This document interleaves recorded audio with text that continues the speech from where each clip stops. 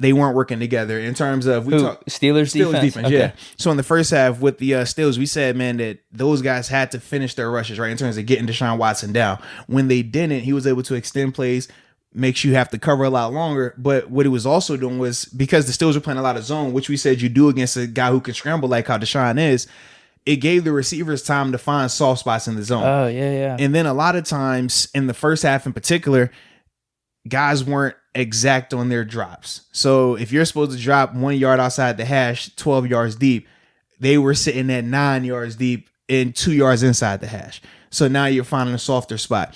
Okay, if you're supposed to redirect this guy, this receiver, and then get your eyes back over here, they would do one part of it, not the other. And that was ultimately leading to a lot of those chunk plays in the first half. Now, obviously, the 3 plays that Randall Cobb had, those were just him winning his matchup. It was a simple one-on-one. He just had a better route and got open.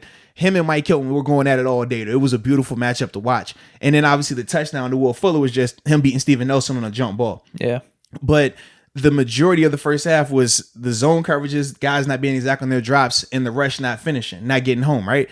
But then you saw in the second half, that was the difference. They sacked him, 3 times in the second half. They also were a lot better on You're first right. They down. closed it out, yeah. Yeah, they were a lot better on first down. So now you're getting in second and long, third and long. It was making the Texans be almost handicapped. And they just didn't get the ball enough in the second half, which, like I said, was the bigger testament to the offense sustaining drives. Keeping Deshaun Watson, I think in the fourth quarter, he might have saw the ball once or twice tops. That's tough. You can't cook like that, or you have to be perfect when you go out there. Similar to like when you're playing the Ravens, right? We talked about how they cut down your possessions.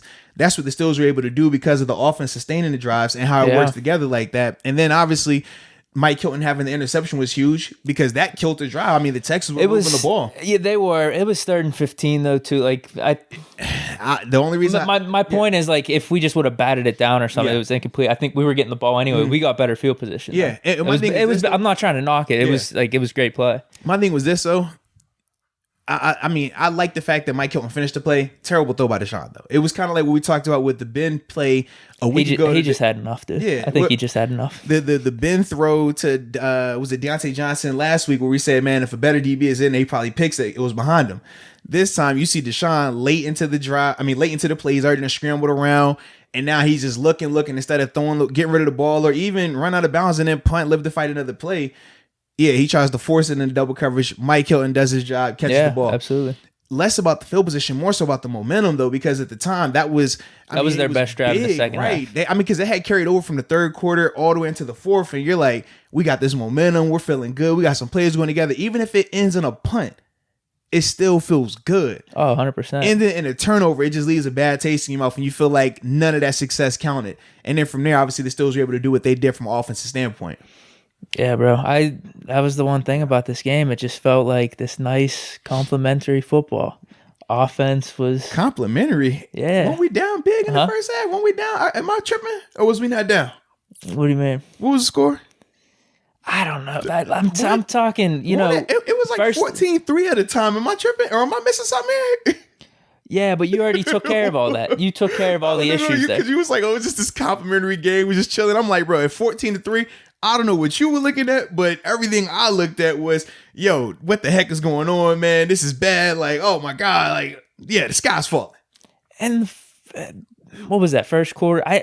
Because we got it together midway second quarter. We scored the Ebron touchdown. And then we get the 2-minute drill. Between that, but then remember, Deshaun and them answered with their own 2-minute drill. Right. And then from there, we got the ball 20 seconds left and took a knee. People were pissed about them taking a knee because they felt that at the time, with Deshaun just scoring, you got 2 timeouts, at least take a shot. Because at the time, the Texans had the momentum. Well, all right. So maybe I am just talking more second half, but... Yeah. The second half, I agree. Second half, we were in control the whole time. But the first half...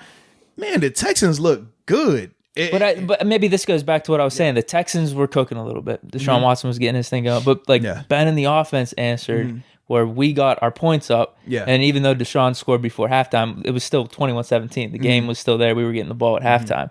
And then second half, it was just both sides. It was like we're controlling this ball on offense, and then you're not getting anything on defense. Yeah. So maybe that's what I mean. I was gonna say because that first half was not that vibe, bro. It felt right, man. It just felt right. I was pissed off in the first half too, especially the first quarter.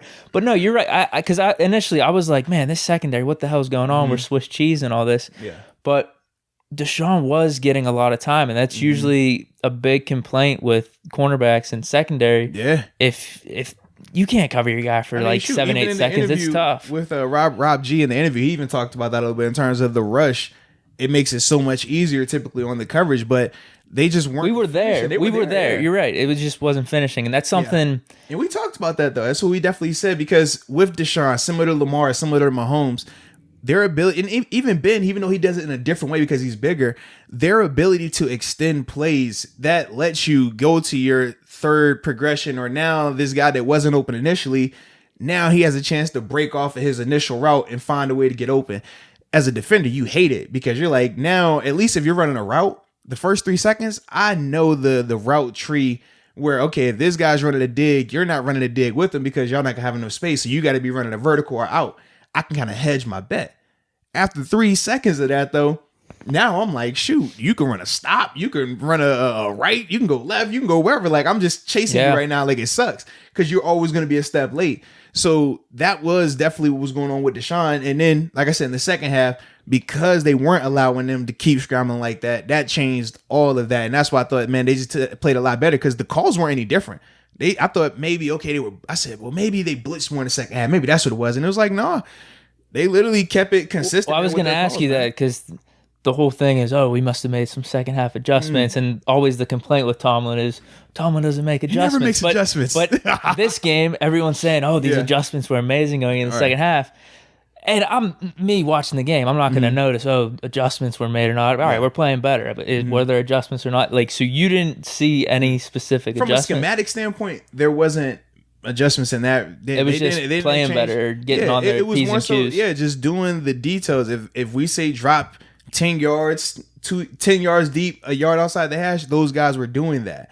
When we talked about the rush, staying on the upfield shoulder, making sure that Deshaun has to step up, and if he does, you got interior rushes there. They did that. They bottled him up. Literally, the only time he got out the pocket was when he threw the pick to Mike Hilton.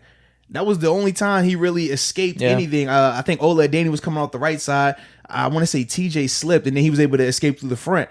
But other than that, he was pretty much contained. He didn't have that much time to dance around and stuff like that. That was the biggest difference, man. Those two things, and then obviously you catch the pick by Mike Hilton. I think if Hilton doesn't catch the pick, or if they complete that or get a field goal range, I think that changes our perspective of it. But because of the interception, you completely wipe out their best drive of the whole half. So even with that, you still feel a lot better about it. So that was my biggest thing, man. But yeah, watching the tape, watched it a couple times now. They literally didn't do any type of mass overhauls. It was, like I said, number one, the offense sustained drives. You have to laugh about that though, just because. How it goes, man. No, but it's funny. I mean, you have to find that entertaining. They blitzed 15% of the time in the first half. They blitzed 12% of the time in the second half. You not noticing that difference. You not feeling that difference. I'm just saying you're not. I'm sure if you run the numbers, you might be able to say, they blitzed 7 times and now it was 5 or it was 9. It's not a big difference though in terms of what they were doing. The coverages, I thought maybe they were doing more man coverage, but no, they were still running their same. It was cover 2, cover 3, split safety, but they were making sure that you had eyes on Deshaun, which you have to do. This is what you do when you play mobile quarterbacks. But that was the biggest difference, man.